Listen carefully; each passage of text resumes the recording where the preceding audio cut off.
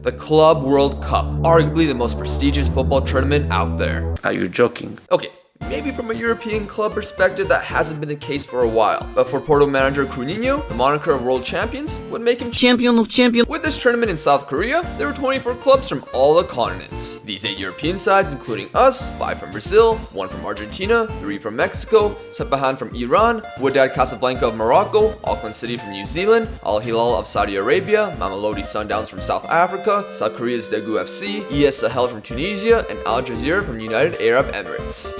We of course qualified due to making a Champions League final, and we ended up in a group with Corinthians and Cruz Azul. Corinthians were the last non-European team to win any format of this tournament, where they shocked Chelsea in 2012. Another thing that has to be considered is that the European teams finished their seasons over a month ago, while the majority, if not all the other sides, were in the middle of their campaigns. That meant they were match sharp, while we were not. At the end of the day, it doesn't matter because we have Benjamin Šeško who scored a hat-trick. Before we played Cruz Azul, Corinthians did face a Mexican side. Angel Romero scored first for La Maquina, but just before halftime, Ronnie equalized. However, Eric Lira of Cruz Azul, who looks like a quite solid midfielder, well, he lost his head. In the 65th minute, he got a yellow, but in the 81st, I don't know what the Corinthians players were saying, but he decided to take a stamp on the heels of Cantillo, which gave him a second yellow. To put more pain into the hearts of the, guess I'll use Los Celestes. It'd be Cantillo's cannon of a strike to put down Cruz Azul, who needed an emphatic win over us to advance. They got a red in the 10th minute. Our team was rotated as for some reason, the match was only 3 days after the Corinthians' victory.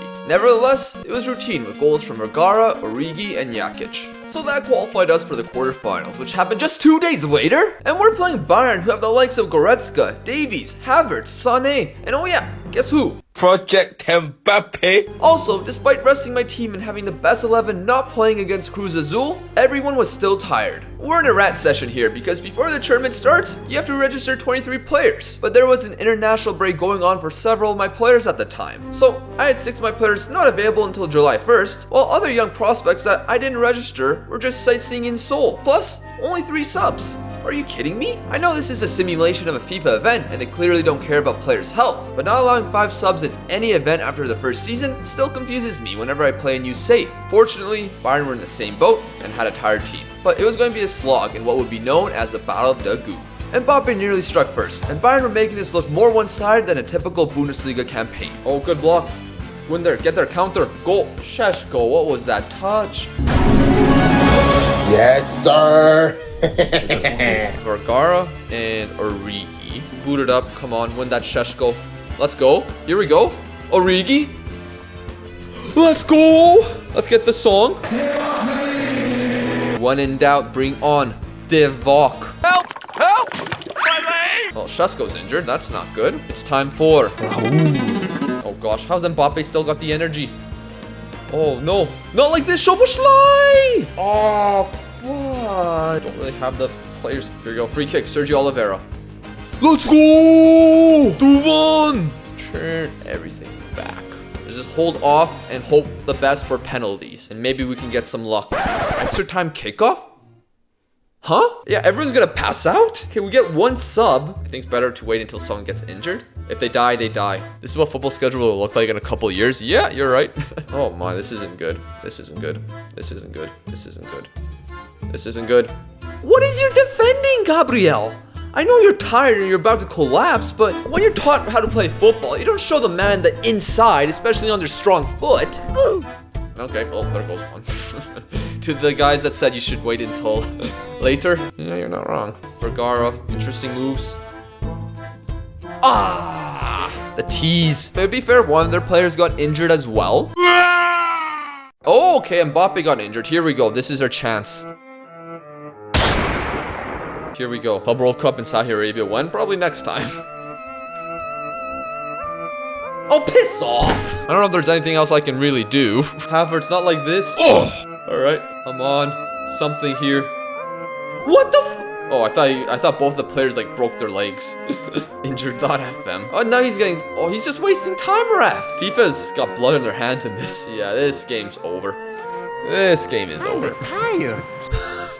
What is this? Oh, wow. Lafont, what the hell was that? Why are you kicking it out? I've never seen so few players on the bottom screen here. It's over. The misery is done. The misery is done. 4 players injured for both sides. I think this game can be classified as a crime against humanity. Chesko out for 4 weeks. Oliveira out for 3 weeks. Gabriel out for 3 weeks. Kim and Jae out. Oh my gosh, all these injuries. Very close game, dude. I know you must be disappointed. FIFA's tournament has been a disgrace to humanity. So that's us out. But there is a different underdog to keep an eye on in this tournament. After PSG defeated ES Sahel 12-0, I'm sure they easily expected to go through to the next round. However, in their final group match, they went down 2 goals versus Flamengo thanks to Bruno Henrique. Vlahovic brought one back in the last 10 minutes, which I'm sure made Flamengo fans nervous, but late in the match, they would win a penalty and Rene was slotted home. Despite Vlahovic immediately scoring afterwards, Flamengo from Brazil defeated PSG and were the only non-European side to advance. They'd also stunned Chelsea in the quarterfinal. Again, Bruno Henrique, who scored in the 74th minute. Clube de Regatas do Flamengo were founded in 1895 as a rowing club, but in modern times have become one of the richer and more successful Brazilian clubs. They won a variation of the Club World Cup before, the glorious Intercontinental Cup. That competition was between the South American and European champions. The victory occurred all the way back in 1981 and in front of 62,000 fans in Tokyo. With the likes of Zico, they defeated Liverpool, who of course won several European Cups in that era. The two sides also met in the 2019 Club World Cup, where Liverpool did get their revenge with a tight 1-0 victory thanks to Roberto Firmino in extra time. Now in 2025, it was time for this fixture once again as they met in the semi-final. As mentioned earlier, clubs like Flamengo are in the middle of their season and have players match sharp, which kept their players more fit compared to the Europeans. So why not attend the match? Early highlight, first minute for Flamengo maybe? Bruno Henrique? Oh my gosh! Bruno Henrique makes it 1-0. Less than 2 minutes on the clock. Let's go Flamengo. Let's do it. Sign him. He almost did it again. Time to sign Bruno Henrique. I feel like he's super expensive on FM. Oh my gosh, he just wins that. Bruno Henrique has been a handful for Liverpool right now, but Liverpool are still Liverpool. At the end of the day, they got a great team. But Hugo Souza with a save there. Oh, can they make it 2? Can Flamengo make it 2? Flamengo! 2-0 up on Liverpool. Incredible scenes. Brazil are in full samba mode. Jogo Bonito football has returned. Flamengo have done it. They're making the Club World Cup final. They've beaten PSG, Chelsea, and now Liverpool, all in South Korea. What a story this is, and while I massively detest this tournament, we're seeing a run of a lifetime by the side from Rio de Janeiro. With Chroo learning about the ways of Flamengo, who do use a similar formation by the way, it was off to Seoul for the final. Flamengo were facing off with Manchester City, who have all the recognizable faces, but they decide to sprinkle in Lautaro Martinez and Vinicius Jr. Allegri is their manager too, but despite a 3-day break in between matches, Man City should have been more rested, but I guess they were enjoying some Korean barbecue the night before. The final of the Club World Cup, who will be champions of the world. A highlight off the rip, Vinicius Jr. is starting. Oh, and behind! It's 1-0 Flamengo! Oh my gosh! Flamengo! What? Where did that come from? Oh my, Rene. Can they make it 2? That looks like a dive, but he learned from Neymar. It doesn't matter if you dive in the World Cup. You're gonna win the penalty anyways. Can they make it 2 within 7 minutes? Rene stepping up. He's stopped by the Brazilian Ederson. Oh, but they have been playing possession very well here. Overlap from Rene. Oh, and Ederson with another big save. Oh no. Lautaro Martinez chips it. It's off the post. Rene though. Cross in. Bruno Henrique. He makes it 2-0. It's the stuff of dreams. And you can say, oh, they're match fit and all that. There's other Brazilian teams in this Club World Cup. They didn't get out of their group. They didn't beat PSG. Oh, but can City get one back? Ishak gets it in. He tucks it home. Hugo Souza will be regretting on not saving that. It's 2-1 now. 20 minutes to go. Oh, Bruno Henrique, Lazaro. Oh, Anderson, great save. City playing 10 men. They got an injury too. Oh, wow. All right, come on. Come on, Flamengo. Not like this. Not like this. Isak, what a save. Hugo Souza comes up clutch.